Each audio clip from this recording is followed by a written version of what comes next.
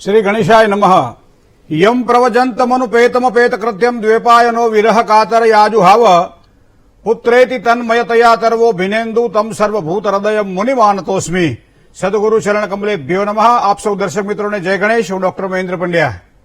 વીટીવીની વિશેષ રજૂઆત આપ જોઈ રહ્યા છો કાર્યક્રમ ભવિષ્ય દર્શન। જ્ઞાન, આધ્યાત્મિકતા અને જ્યોતિષનો ત્રિવેણી સંગમ। 10મા અને 12મા ધોરણમાં વિદ્યાર્થીઓ ઉત્તીર્ણ થાય પછી જે પ્રશ્ન માતા પિતાને હોય છે, જે પ્રશ્ન બાળકોને હોય છે કે હવે આગળ જતા કઈ રીતે સફળતાની પ્રાપ્તિ થશે, શું સ્વીકાર કરવો જોઈએ, કયા અભ્યાસમાં આગળ વધવું જોઈએ, તો ક્યાંક જ્યોતિષનો પણ આપણે સહારો લઈએ તો ક્યાંક થોડુંક આપણને અનુકૂળતા થાય અને એના કારણે વિદ્યાર્થીની કારકિર્દીની અંદર એનો અભ્યાસ એને ખૂબ ઉપયોગી બને એવી એક ભાવના સાથે આજે વાત કરવી છે દિન વિશેષની અંદર અભ્યાસના યોગોની। સાથે સાથે 12 રાશિના જાતકોનો કેવો રહેશે આજનો દિવસ, શું કરવાથી લાભ થાય, શું કરે તો નુકસાન, કયા મંત્રનો જાપ, શેનું કરવું જોઈએ દાન, શુભત્વને આપવાવાળી વસ્તુ શું છે, બધા વસ્તુ તો ખરી પણ આપના પ્રશ્નોના જવાબ તો ખરા જ। પણ શરૂઆત કરીએ પંચાંગથી। તદેવ લગ્નમ સુદિનમ તદેવ તારાબલમ ચંદ્રબલમ તદેવ વિદ્યાબલમ દેવબલમ તદેવ લક્ષ્મીપતે તે દ્રિયુગમ સ્મરામી। આજે 15/5/2024 ને બુધવાર છે। વૈશાખ મહિનાના શુક્લ પક્ષની આજે અષ્ટમી કહેતા આઠમ તિથિ છે। આ અષ્ટમી તિથિને આ દુર્ગાષ્ટમી તરીકે આપણે ઓળખીએ છીએ। માતાજીની આરાધના માટે, માતાજીની પૂજા માટે શ્રેષ્ઠ મનાઈ જતી હતી। આજે એમ કહેવાય છે કે આસોપાલવનું તોરણ ઘરના દ્વારે બાંધવામાં આવે અને દર આઠમે આ તોરણ ઉતારી નવું તોરણ બાંધવામાં આવે, સારી સફળતાની પ્રાપ્તિ થાય। નક્ષત્ર જુઓ, આજે આશ્લેષા નક્ષત્ર છે જેનો સ્વામી સર્પ છે। તો જેની કુંડળીમાં સર્પદોષ હોય, જેની કુંડળીમાં આશ્લેષા નક્ષત્ર હોય અથવા તો રાહુ જયારે પીડિત બનતો હોય ત્યારે આશ્લેષા નક્ષત્રની શાંતિ કરાવવા માટેનો આજનો દિવસ ઉત્તમ છે, જે બપોરે 3 કલાક અને 24 સુધી ચાલે છે। અને ત્યારબાદ પિતૃઓ જેના સ્વામી છે એવું મઘા નક્ષત્ર આવે છે। ધ્રુવ નામનો યોગ અને વિષ્ટિ કહેતા ભદ્રા નામનું કરણ છે। આજે રાશિનો ચંદ્રમા કર્ક રાશિનો છે, ડ અને હ અક્ષર છે। બપોરે 3 કલાક અને 24 સુધી આ ચાલે છે। ત્યારબાદ સિંહ રાશિની શરૂઆત થશે। તો બપોરે 3 કલાક અને 24 સુધી જેનો જન્મ થાય એની કર્ક રાશિ અને ત્યારબાદ સિંહ રાશિ રહેશે, જેના અક્ષર છે મ અને ટ। આ છે આજનું પંચાંગ। હવે વાત કરીએ દિન વિશેષની। વિદ્યા ધનમ સર્વધનમ પ્રધાનમ। વિદ્યા ધનને સર્વધનોમાં શ્રેષ્ઠ માનવામાં આવે છે। સુભાષિતકાર તો ત્યાં સુધી કહે છે કે ન ચોર હાયમ ન ચ રાજ હાર્યમ ન ભાતૃ ભાજ્યમ ન ચ ભારકારી વ્યયે કૃતે વર્ધત એવ નિત્યમ વિદ્યા ધનમ સર્વધનમ પ્રધાનમ। સર્વધનોમાં શ્રેષ્ઠ એટલા માટે છે કે જેમ વાપરો એમ વધે છે। તો મિત્રો આજે 10મા ધોરણ પછી વિદ્યાર્થીઓને જયારે પરીક્ષા આપી અને ઉત્તીર્ણ થયા છે ત્યારે ગ્રહોની દ્રષ્ટિએ 10મા ધોરણ પછી કયા સ્ટ્રીમ એને લેવા જોઈએ, કઈ સ્ટ્રીમ એને લાભ કરાવડાવે, કયા વિષયોની અંદર સારી સફળતાની પ્રાપ્તિ થાય, આર્ટ્સ, કોમર્સ કે સાયન્સ, આમ તો ભાગ 3 આવે છે પણ આના ઘણા બધા ક્ષેત્રો એવા છે જે કારકિર્દી માટે એના માટે ઉજ્જવળતા આપે। તો આ બધું જોવા માટે આપણે જન્મ કુંડળીને જો પ્રાધાન્ય આપીએ તો જન્મ કુંડળીની અંદર 12 ભાવ 12 ખાના જેને કહી શકાય, આપણી 12 ખાનાની અંદર 12 રાશિ હોય છે અને દરેક રાશિ પોતાના એક ક્ષેત્રનું પ્રતિનિધિત્વ કરે છે અને એના માટે 5મા સ્થાનનું પ્રતિનિધિત્વ કરતી જે રાશિ છે જેને પંચમ ઈશ એટલે 5મા સ્થાનની સ્વામી કહેવામાં આવે છે, 5મા સ્થાનનો સ્વામી ગ્રહ કહેવામાં આવે છે એ રાશિના સ્વામીને। તો એનો મતલબ એવો થાય કે કુંડળીની અંદર 5મું સ્થાને વિદ્યાનું સ્થાન છે, 5મું સ્થાને કારકિર્દીનું સ્થાન છે। હવે આ વિદ્યા ક્યારે પ્રાપ્ત થાય છે, કઈ રીતે મળે છે, કયા ક્ષેત્રમાં ઉત્તીર્ણ બને છે, આપણને એમ લાગે કે ભાઈ પારકા બાજુવાળા છોકરા જો આ રીતે ભણતા હોય તો આપણે આ રીતે ભણવું જોઈએ। અમારા ત્યાં જે જોબ કરે છે એ અમારો નીચે કામ કરવાવાળો વ્યક્તિ છે પણ એનો છોકરો ખૂબ જ સારી કારકિર્દી બનાવવા માટે, અભ્યાસ માટે એને સારી સ્કૂલ મળે છે। તો આવા સમયે મા બાપ શું કરશે, ઊંચી ફી આપી અને પ્રાઇવેટ સ્કૂલોની અંદર પણ મોટા મોટા ખર્ચાઓ કરી અને બાળકોને અભ્યાસ કરાવવા માટે પ્રયત્ન કરશે। પણ મિત્રો ડોલ ગમે એવડી મોટી હોય પણ કૂવામાં તળિયે પાણી તો હોવું જોઈએ ને। તો તળિયાના પાણી જો હોય તો જ ડોલ ભરાય, બાકી ડોલ ફૂટી જાય।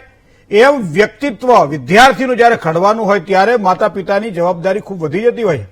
કારણ કે અત્યારનો સમય વિદ્યાર્થીઓ માટે એમ કહે છે કાચો સમય છે, એને ખબર નથી કે એને શું કરવાનું છે, એ શું કરશે, હોડમાં નહીં ઉતરે પણ એની આજુબાજુ રહેતા વિદ્યાર્થીઓ, એની આજુબાજુ રહેતા મિત્રો, એની સાથે ભણતા વિદ્યાર્થીઓ મિત્રો એ કયા વિષયો પસંદ કરે છે અને એના આધારે એ વિષય પસંદ કરે।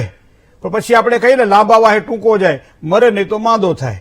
એ આગળ ન વધી શકે, પછી 10-12મા ધોરણ સુધી પરાણે ખેંચી લે અને 12મા ધોરણ પછી મોટી ક્યાંક ને ક્યાંક પાછા ક્ષેત્ર બદલતા હોય।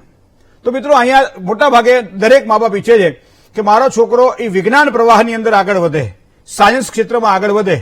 સાયન્સ ક્ષેત્રમાં આગળ તમે જાઓ તો એ બે તમને ફાટા પડે છે। એક એન્જિનિયરિંગ ક્ષેત્રની અંદર સફળતા માટે અને બીજું આવે છે એ ડોક્ટરી લાઈન, મેડિકલ ક્ષેત્રમાં। આ બંને ક્ષેત્રની અંદર આગળ વધવાનું હોય તો એના માટે એને સાયન્સ લેવું જરૂરી છે. બરાબર છે. હવે બીજી વાત આવે છે કે જેને ગણિત વિદ્યા સાથે સંકળાવું છે, 12મા ધોરણ પછી જેને MBA BBA જેવા અભ્યાસક્રમો કરવા છે, બેન્કિંગ ક્ષેત્ર સાથે કામકાજ કરવાનું છે, નાણાકીય વ્યવહારો જ્યાં થતા હોય એવા કામકાજ કરવાના છે, તો એના માટે એને કોમર્સ લેવું પડે. તો એના માટે એનું ગણિત મજબૂત જોઈએ. ત્રીજી વાત આવે છે આર્ટ્સની. તમારી પાસે કોઈ કળા છે, તમારી પાસે કોઈ એક ભગવાને આપેલી એક શક્તિ છે જે બીજા પાસે નથી. ચિત્રકાર જયારે પીછી વડે ચિત્ર દોરતો હોય ત્યારે આપણને એમ લાગે કે આપણા પાટીમાં કે આપણા ચોપડીમાં અક્ષર હારા નથી આવતા અને આ વ્યક્તિ આટલું બધું સારું કેવી રીતે લખી શકે છે. આપણે કાંઈક લખવા જઈએ ને કાંઈ લખાઈ જાય છે. જ્યારે આ ચિત્રકાર હાથમાં એક એની પીછી છે, કેવું સરસ મજાનું ચિત્ર અંકિત કરે છે. તો મિત્રો આપણો જે ચિત્રકાર જે છે ને પરમાત્મા છે અને એને આપણા ચિત્રો દોરેલા જ છે બધા એના. અને ચિત્ર કયા પ્રકારના દોરેલા છે, આ મોર છે, કાબર છે, કુકડો છે, હંસ છે કે એ પોતે કાગળ, એ ખબર પડી જાય આપણને. શેના દ્વારા ખબર પડી જાય? 5મા સ્થાન દ્વારા. 5મું સ્થાન એ વિદ્યાનું સ્થાન છે, 5મું સ્થાન એ આવડતનું સ્થાન છે, 5મું સ્થાન કારકિર્દીનું સ્થાન છે. અને આ બધી જ વસ્તુ ક્યારે મળે છે? પૂર્વ જન્મના સંચિત કર્મોના કારણે મળે. ઘણી વખત નાનકડા વિદ્યાર્થીઓ બાળકો એટલું બધું રમતા હોય, ખેલતા હોય, છતાંય અભ્યાસમાં જયારે પરીક્ષા આપવાની હોય ત્યારે બધા કરતા આગળ વધી જતા હોય છે. અને 24 કલાક થોથામાં પોથામાં મોઢા રાખવા વાળા વ્યક્તિઓ પણ અભ્યાસની અંદર જયારે છેલ્લે જયારે પરીક્ષાઓ આપવાની હોય ત્યારે જે એને ટકાવારી મળવી જોઈએ, જે માર્ક્સ મળવા જોઈએ, ક્યાંક ને આ મહેનત કરેલી તો લેખે લાગે જ છે. મહેનત લેખે નથી થતી ક્યારેય. પણ આ સંચિત કર્મો જે આપણા છે, સંચિત કર્મોના આધારે વિદ્યાની પ્રાપ્તિ માટે પ્રયત્ન કરવા રહ્યો. તો આવા સમયે 3 પ્રવાહની અંદર જયારે વિદ્યાર્થીને અભ્યાસ કરવાનો હોય, સાયન્સ ક્ષેત્ર કરતા વિજ્ઞાન પ્રવાહમાં જવાનું હોય, કોમર્સમાં જવાનું હોય અને આર્ટ્સમાં જવાનું હોય, ત્યારે ગ્રહોને આપણે આંક્યા છે. કયા પ્રકારના ગ્રહો કુંડળીમાં ક્યાં પડ્યા હોય, કારણ કે બુદ્ધિનું સ્થાન એ બીજું સ્થાન છે. બુદ્ધિ આપણી કુશળ હશે તો જ આગળ વધી શકશે. માટે બીજા સ્થાનને ધ્યાનમાં રાખવાનું હોય છે.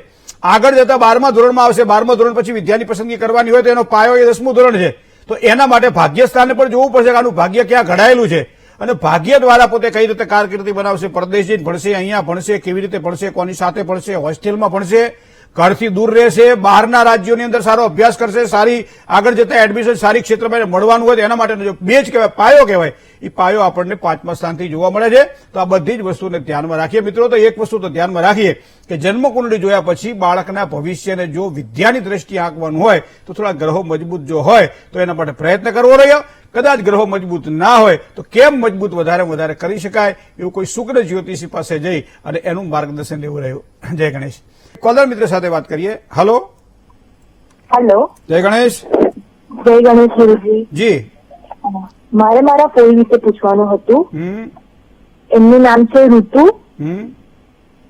તારીખ છે 21/7/80. બરાબર. રાત્રે 3 વાગે જન્મ છે એટલે 21ના સવારે મરસ છે. બરાબર. જન્મસ્થળ છે ડભોઈ. ગુરુજી એ હમણાં ઓસ્ટ્રેલિયા રહે છે. એમને થોડા સમય કઈ ને કઈ બીમારી થયા કરે છે, તો શું કરવાથી એમનું સ્વાસ્થ્ય સારું રહેશે? બેન, કુંડળીની અંદર આપણે જોઈએ ને 6ઠું સ્થાન અને 8મું સ્થાન, જે 7મા સ્થાનથી 12મું સ્થાન, 7મા સ્થાનથી બીજું સ્થાન છે, જેને આપણે આરોગ્યનું સ્થાન કહીએ, આયુષ્યનું સ્થાન કહીએ. 6ઠ્ઠા સ્થાનને રોગનું સ્થાન કહીએ છીએ. રોગ થવાના મૂળ કારણો કયા એ આપણને ખબર પડે છે. અહીંયા જોવા જઈએ તો તુલા રાશિ એ 6ઠ્ઠા સ્થાનમાં છે. એનો સ્વામી શુક્ર વૃષભ રાશિનો છે. મતલબ ખાડાના સ્થાનનો માલિક કેન્દ્રમાં હોય કે કેન્દ્રનો માલિક ખાડામાં હોય ત્યારે પરિણામ વિપરીત અસર ઉભી કરાવડાવે. બીજી વસ્તુ, ધનાધિપતિ ગુરુ જે 8મા સ્થાનનો માલિક છે, એ 8મા સ્થાનનો માલિક પણ અહીંયા શનિ સાથે યુતિમાં બેઠેલો છે. ઘણા સમય સુધી ચાલે એવી બીમારી આપે, જેને કહેવાય કે માનસિક રીતે અશાંતિ ઉભી કરે, શારીરિક રીતે પીડા આપે, ક્યાંય કઈ તકલીફો આપે. પણ મને લાગે છે ત્યાં સુધી શુક્ર અને બૃહસ્પતિ કરતા ગુરુને લગતી જો શાંતિ પૂજા કરાવવામાં આવે અને શનિવારનું વ્રત કરાવવામાં આવે તો કદાચ એ પીડામાંથી એને મુક્તિ મળે. જય ગણેશ. તુલા રાશિની વાત કરતા પહેલા કોલર મિત્ર સાથે વાત કરીએ. હલો. જય ગણેશ. જય ગણેશ. જી. હા, મારે મારા બાબા માટે પૂછવાનું છે. હા. 14/11/2008. 14/11/2008 સમય બપોરના 1 ને 5. બરાબર. જન્મસ્થળ જન્મસ્થળ જામનગર. જામનગર. શું પ્રશ્ન હતો? હા, મારે એમને હમણાં 10th ની એક્ઝામ આપી એમને, તો મેં વિજ્ઞાન પ્રવાહમાં એમને એડમિશન લઈ લીધું છે એન્જિનિયરિંગમાં. એન્જિનિયરિંગમાં કઈ દિશામાં આગળ વધે જાણું છું. અત્યારે તો એન્જિનિયરિંગ ક્ષેત્રને પસંદ કરીને આગળ વધવા માટે પ્રયત્ન કરો. એના તો 7 થી 8 એવા સબ્જેક્ટ છે કે જેમાં આગળ વધી શકાય એવું છે એની કુંડળી પ્રમાણે. કારણ કે ધન રાશિનો જે ગુરુ છે એ શુક્ર સાથે જોડાયેલો છે 12મા સ્થાનની અંદર. 5મા સ્થાનનો માલિક એ શુક્ર છે. અને બીજું, ઉચ્ચતર અભ્યાસક્રમમાં એટલે ભાગ્યસ્થાનનો માલિક એ બુધ છે. બુધ કુંડળીની અંદર જોવા જઈએ તો સૂર્ય સાથે પણ સૂર્ય તુલા રાશિમાં નીચલો બને છે. એટલે અત્યારે તો ફક્ત 12મા ધોરણ સુધીનો જો એક સારો વિચાર કરો અને વધારે સારી રીતે પ્રગતિ કરે આવા પ્રયત્ન કરો. વધારે કદાચ તમને એમ લાગતું હોય થોડું ટેન્શન દેખાઈ રહ્યું છે, થોડી યાદશક્તિ અથવા તો આત્મવિશ્વાસ જો ઓછો દેખાતો હોય તો એને સૂર્યનું એક રત્ન જે છે ને એ ગળામાં પહેરાવી દેજો, પેન્ડલ બનાવી લાલ દોરામાં, અને એક 4 મુખી રુદ્રાક્ષ પણ ધારણ કરાવડાવજો. એના કારણે અભ્યાસમાં આગળ ખૂબ જ સારી સફળતા મળશે. જય ગણેશ. કોલર મિત્ર સાથે વાત કરીએ. હેલો. હા, જય ગણેશ. જય ગણેશ. હા, હું સુરત થી બોલું છું. મારે મારા ભત્રીજા વિશે પૂછવું છે. જી, ભત્રીજાનું શું નામ છે? હા, હર્ષ. જન્મ તારીખ? 25/9/2008. 25/9/2008. સમય? અને 4:49 બપોરે. બપોરે 4:49. બરોબર. સ્થળ પાલનપુર છે. જન્મ સ્થળ છે પાલનપુર. 25/9/2008 16:49. બરોબર ને? હા હા હા. હા, શું પ્રશ્ન હતો? એટલે એને 10માની પરીક્ષા આપી, સારા ટકા આવ્યા. હવે આગળ કઈ લાઈન લેવી એને? આગળ લાઈન લેવા માટે તો બેન તમારે થોડીક વિશેષ કુંડળીને જોડાવવી પડશે. પણ હું તમને 68 વાત કરી દઉં કે 5મા સ્થાનનો માલિક બુધ સૂર્ય સાથે જોડાયેલો છે. મતલબ બુધના લગતા એ પોતે અભ્યાસમાં આગળ વધી શકે. આગળ જતા શુક્ર એટલે કોમ્પ્યુટર અથવા તો આઈટી ક્ષેત્રના કોઈ પણ પ્રકારના ક્ષેત્રમાં આગળ વધી શકે. મંગળ શુક્ર સાથે હોવાના કારણે મેડિકલી ક્ષેત્રની અંદર ઘણા બધા એવા સ્કોર દેખાઈ રહ્યા છે. પણ યોગ્ય સમયે કારણ કે 3 કુંડળી જોઈએ ત્યારે આપણને અભ્યાસની ખબર પડે કે હવે શેમાં આગળ વધાશે. પણ છતાં એક 68 આ રીતનું આપી દઉં કે આ રીતના ક્ષેત્રમાં આગળ વધવાની સંભાવનાઓ પ્રબળ બને છે. જય ગણેશ. બીજા એક કોલર મિત્ર સાથે વાત કરીએ. હેલો. હેલો. જય ગણેશ. જય ગણેશ. જી. ગુરુજી, મારા બાબા વિશે પૂછ્યું તો એને હમણાં 10માની એક્ઝામ આપી છે, ટકા પણ સારા છે. તો આગળ શું એના માટે શું સારું રહેશે? જન્મ તારીખ, સમય, સ્થળ? જન્મ તારીખ એની 25/10/2008. 25/10/2008. સમય? સમય એના રાતના 9 થી 10 નો સમય. બરોબર. જન્મ સ્થળ? અમદાવાદ. 10મા ધોરણમાં કેટલા ટકા આવ્યા? 71% આયા. વાવ, સરસ. લ્યો, ચાલો, ખૂબ અભિનંદન આપજો અમારા તરફથી. અને તુલાદીપ શુક્ર કુંડળીમાં વૃશ્ચિક રાશિનો હોવાના કારણે શુક્ર પ્રધાન અભ્યાસક્રમની અંદર 12મા ધોરણ સુધીમાં સારી સફળતા મળે. મતલબ કે એને તમે વિજ્ઞાન પ્રવાહની અંદર આગળ વધારી શકો છો. કુંભાધિપતિ શનિ જે ભાગ્યસ્થાનનો માલિક છે, શનિ સિંહ રાશિમાં છે. શનિની પૂર્ણ દ્રષ્ટિ ભાગ્યસ્થાન ઉપર પડે છે. જેમ જેમ ઉંમર થતી જાય અભ્યાસમાં જો વધારે ધ્યાન આપે તો સારી સફળતાની પ્રાપ્તિ થાય. વર્તમાન સમયે શુક્રનું જે રત્ન આવે છે ઓપેલ, એ ઓપેલને તમે એક સામાન્ય 4 મુખી રુદ્રાક્ષ સાથે સફેદ દોરામાં ગળામાં પહેરાવી શકાય છે. અને દર શુક્રવારે એને ખીરનું જો નિવેદ બનાવી અને માતાજીને ધરાવીને પછી પ્રસાદ તરીકે આપો, અભ્યાસમાં ખૂબ બધાની સફળતા સારી મળશે. જય ગણેશ. ઘણા બધા ઉત્સાહી કોલર મિત્રો આપણને પ્રશ્ન પૂછે છે કે ભાઈ 10મા ધોરણ પછી કયા વિષયોની પસંદગી કરવી. પણ મને લાગે છે ત્યાં સુધી તમે જુઓ કુંડળીમાં કેટલું બધું અધ્યયન અને લેસન કરવું પડે છે, ત્યારે એક વિષય ઉપર આપણે આગળ વધી શકીએ છીએ. જ્યારે આ તો અન્ય ઘણા બધા એવા વિષયો છે કે જેમાં આપણે આગળ વધવાનું છે. અને એના માટે ખાલી 1 કે 2 સેકન્ડમાં કે 10 મિનિટમાં 10 સેકન્ડમાં કે 1 મિનિટમાં હું આપને કદાચ વાત કરી શકું તો બાળકોના એક ફ્યુચર સાથે આ એક ખિલવાડ કહેવાય. બહુ પદ્ધતિસર કુંડળી જોવી પડતી હોય છે અને ત્યારબાદ અભ્યાસની બાબતમાં યોગ્ય નિર્ણય લઈ શકાતો હોય છે. પણ એક તમને સારું લાગે એટલે થોડી ઘણી વાત તમને સમજીને કે ઉપર છેલ્લી વાત કરી દઉં. પણ ડીપલી જયારે જોવાનું હોય ત્યારે 4 કુંડળીઓ જોવાની હોય છે. જન્મ લગ્ન જોવાનું હોય છે, ચલિત કુંડળી જોવાની હોય છે, નવમાંશ કુંડળી, અને સાથે સાથે ચંદ્રનું બળ કે વર્તમાન સમયે એના યોગ કેવા છે, અભ્યાસમાં આગળ વધશે કે કેમ. આ 4 કુંડળી મેમસોત્તરી મહાદશા જુઓ, ગ્રહોની સ્પષ્ટીકરણ જુઓ. આટલું જોયા પછી કોઈ પણ વિષય ઉપર આપણે આગળ પહોંચી શકીએ છીએ. સત્યની નજીક પહોંચી શકાય છે. મતલબ એક કયું એનું અંદર શું પડ્યું છે જાણી શકાય છે. પણ એના માટે આટલું બધું આપણે કરવું પડતું હોય છે. હવે કોલર મિત્ર સાથે પણ વાત કરી લઈએ. હેલો. હેલો. જય Ganesh. call is now being recorded. Hello. હા, મારે મારા ભાણેજ માટે પૂછવાનું છે. જી. હા, એમનું તારીખ છે 21/3/1996. હા. સવારના 6 વાગે. બરોબર. અને જુનાગઢમાં જન્મ છે એમનો. એમની સગાઈ એકવાર થઈને તૂટેલી છે. એમનો લગ્ન યોગ માટે પૂછવા માટે ફોન કર્યો. 8મા સ્થાનની અંદર રાહુ, બીજા સ્થાનની અંદર ચંદ્રકેતુ, સૂર્ય, શનિ અને મંગળ, આટલા બધા ગ્રહો સાથે પડેલા છે. હવે 7મા સ્થાનનો માલિક પણ સૂર્ય છે. સૂર્ય બીજા મહિલા માર્ક સ્થાનમાં પરિણામ તો સારું આપશે. હજી બીજી વખત પણ ભલે એક વખત થઈ ગયું પણ બીજી વખત પરિણામ સારું આપે તેવી શક્યતાઓ દેખાય છે. પણ એના માટે અહીંયા 8મા સ્થાનની અંદર રાહુ હોવાના કારણે પહેલા તો અર્ક વિવાહ કરાવડાવી લેજો, જેનાથી સારી સફળતા મળે. બીજું, મંગળ અને સૂર્યનો અંગારયોગ, શનિ અને કેતુનો શ્રાપિત યોગ પણ બીજા સ્થાનમાં પરિવારની વૃદ્ધિમાં ક્યાંક અવરોધ ઉભી કરાવડાવે, તો એના માટે આ બે દોષનું નિવારણ પણ થાય એવા પ્રયત્ન કરવા રહ્યા. જ્યાં સુધી લગ્ન ન થાય ત્યાં સુધી રવિવાર કરે. દર રવિવારના દિવસે ભગવાન સૂર્યનારાયણને યાદ કરી અને જળ ચડાવે. આમ તો દરરોજ ચડાવે તો વધારે સારું, પણ દર રવિવારે એકટાણું કરે તો પણ એને ખૂબ જ સારો લાભ થાય. જન્મસ્થાનથી પૂર્વ દિશામાં લગ્નયોગની સંભાવનાઓ છે. સિંહ રાશિથી, તુલા રાશિથી, મકર રાશિથી અને કર્ક રાશિથી 4 રાશિથી સારું લેણું પણ દેખાય છે. જય ગણેશ. બીજા કોલર મિત્ર સાથે વાત કરીએ. હેલો. હેલો. જય ગણેશ. જય ગણેશ. જી. બોરસદ થી બોલું છું. હા. આણંદ જિલ્લો. જી. મારી બેબી માટે પૂછવું છે. જન્મ તારીખ?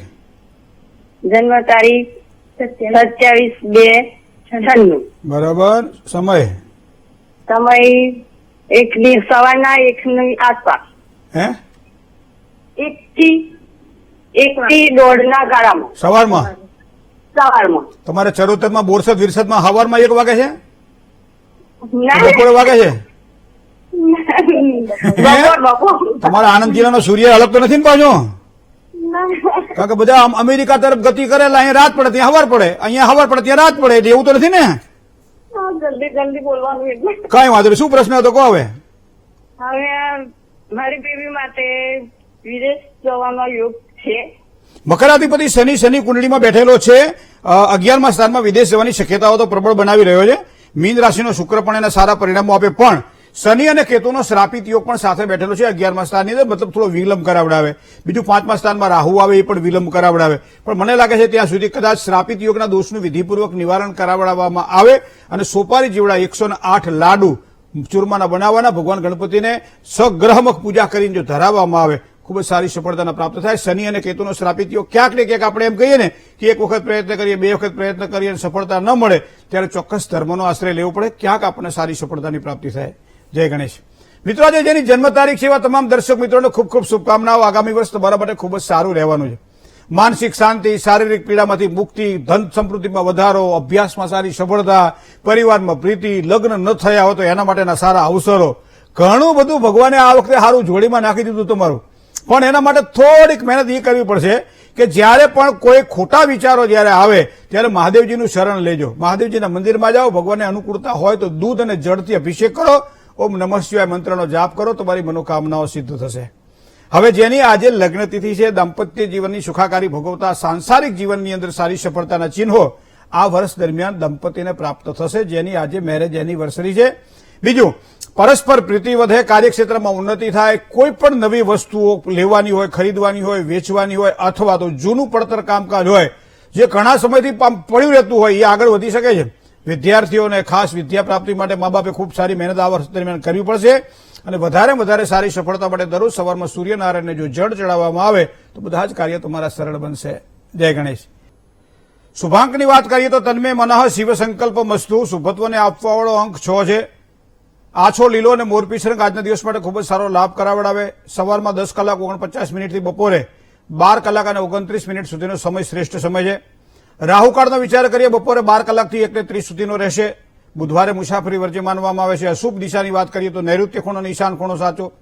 કર્ક રાશિ, જેના અક્ષર ડ અને હ છે, કર્ક રાશિવાળા જાતકોએ તન મન ધનથી સાચવીને કામકાજ કરવું પડશે. મિત્રો, આજે આમ કે વૈશાખ મહિનામાં ઘણા બધા એવા તહેવારો છે, એમાં આજે બગલામુખી જયંતિ પણ છે. તો 10 મહાવિદ્યાઓની અંદર એમ કહેવાય છે કે સ્વાધિષ્ઠાન ચક્રની અંદર બિરાજમાનમાં બગલામુખી કયા પ્રકારની કાર્યની સિદ્ધિ આપે છે. તો એક તો કોઈ પણ પ્રકારના અસાધ્ય રોગ હોય તો રોગમાંથી મુક્તિ માના આશીર્વાદથી પ્રાપ્ત થાય છે. કોર્ટ અને કચેરીની અંદર કદાચ તમે નિષ્ફળ જતા હોય, વારંવાર પરેશાનીઓ રહેતી હોય, તમે સાચા હોવા છતાં ખોટા સાબિત થતા હોય, ત્યારે બગલામુખીની ઉપાસના ખૂબ જ સારા પરિણામો આપે. કોઈ પણ પ્રકારના રાજકારણની અંદર અથવા તો વ્યવસાય ધંધા ક્ષેત્રની અંદર કોઈ પણ જગ્યાએ જ્યારે સ્પર્ધા હોય ત્યારે સ્પર્ધાની અંદર સફળતા માટે માં બગલામુખીનો આશ્રય લેતા હોય છે. આમ તો એમ કહેવાય છે કે શત્રુઓની બુદ્ધિના નાશ માટે, કારણ કે એમાં શબ્દ જે આપણે અલગ અલગ પ્રકારે શબ્દનો કઈ રીમ કરીએ, ઓમ કરીએ, એમાં બગલામુખીના મંત્રની અંદર આપણા ઋષિએ રીમ શબ્દ આપ્યો છે. રીમ શબ્દ નથી, રીમ એટલે માતાજીનું બીજ મંત્ર છે. પણ અહીંયા બગલામુખીની ઉપાસના ખૂબ પદ્ધતિસર કરવી જોઈએ. જો બગલામુખીની ઉપાસના પદ્ધતિસર ન કરીએ તો આ પછી એવું છે કે મરચું વધારે પડી જાય તો જેમ શાક તીખું લાગે એ જ પ્રમાણે અહીંયા એને વલ્ગામુખી એવો શબ્દ પ્રયોગ કરેલો છે, પણ આપણે એને અપભ્રંશમાં બગલામુખી કહીએ છીએ. બગલામુખીની ઉપાસમાં લરીમ લરીમ શબ્દ છે. તો લરીમ બગલામુખી સર્વદૃષ્ટાનામ વાચમ મુખમ પદમ સ્તંભયમ જીહવામ કિલયમ બુદ્ધિમ વિનાશય લરીમ ઓમ સ્વાહા, આ એનો મંત્ર છે. તો આજના દિવસ માટે જ્યારે માં ભગવતીની આરાધના કરવાની હોય ત્યારે ઓછામાં ઓછી 11 માળા જે વ્યક્તિ કરે છે એને કોઈ પણ સ્પર્ધા હોય, ધંધાકીય ક્ષેત્રની બાબતમાં પ્રગતિની વાત હોય, વારંવાર અવરોધો રહેતા હોય, શત્રુઓ દ્વારા પીડા અનુભવાતી હોય, કોર્ટ કચેરીને લગતા કામકાજ હોય, રાજકાજમાં જીત જોઈતી હોય અથવા તો પ્રતિસ્પર્ધીઓ દ્વારા વિજયની પ્રાપ્તિ કરવી હોય, આવી બધી જ ક્રિયાઓની અંદર બગલામુખી સ્તોત્રનું પાઠ કરી અને આ મંત્રને યથાશક્તિ જાપ કરવામાં આવે તો સારામાં સારી સફળતાની પ્રાપ્તિ થાય.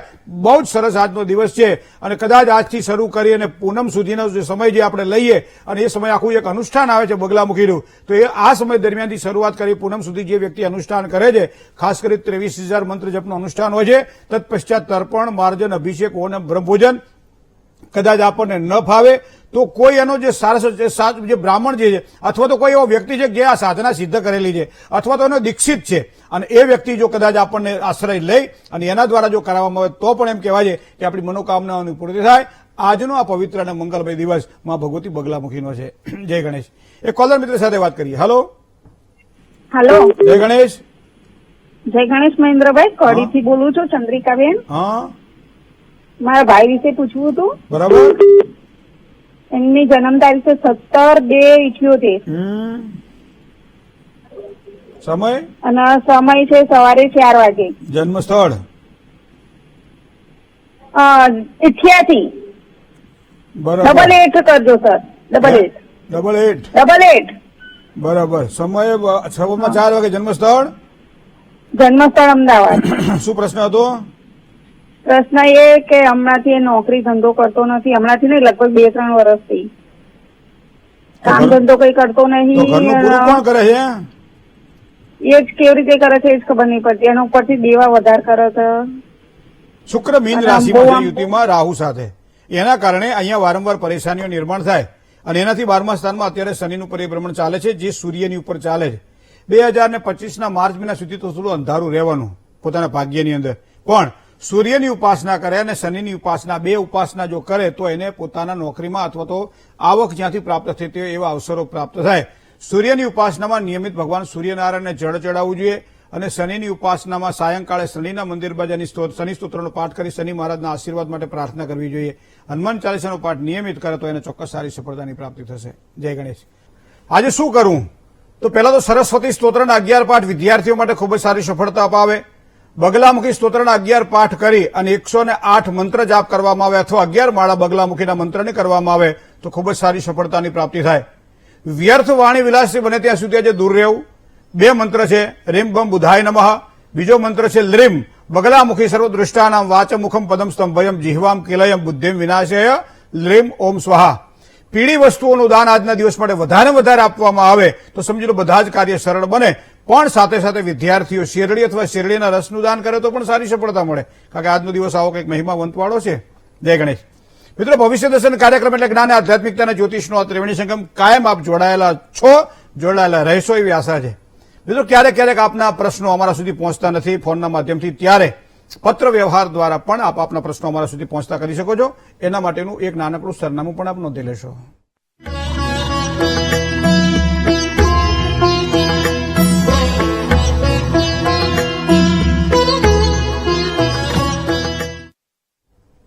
રૂબરૂ મુલાકાત માટે સવારમાં 11 થી માંડી સાંજના 7 સુધીનો કાર્યાલયનો સમય હોય છે. ફોન નંબર અહીં આપવામાં આવે છે. આપની અનુકૂળતાએ એપોઇન્ટમેન્ટ લીધા બાદ ચોક્કસ આપ આપના પ્રશ્નોના સમાધાન માટે રૂબરૂ મુલાકાત લઈ શકો છો. ભવિષ્ય દર્શન કાર્યક્રમ આજે બસ આટલું જ. મને રજા આપશો. જય ગણેશ.